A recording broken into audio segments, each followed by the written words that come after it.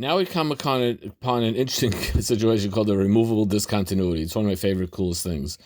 And it starts like this. Suppose we have a function y equals x squared minus 1 over x squared minus 2x minus 3.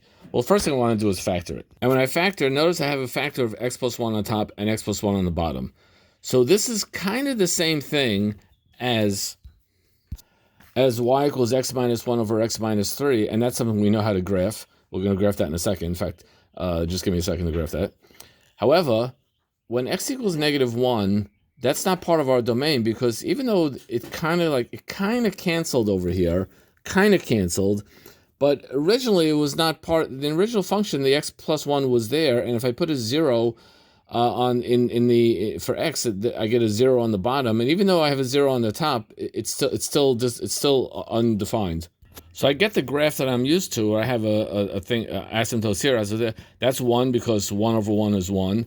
That's 3 because I have x minus 3 on the bottom, so 3 is my vertical asymptote.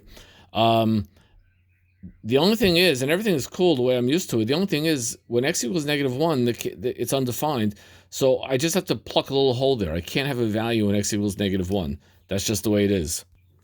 By the way, this point right here is 1. How did I know that? That's right. The 1 over here comes from the x minus 1 in the numerator of the original function. Because when x equals positive 1, the numerator is 0, hence y equals 0, which is the x-intercept. Yay!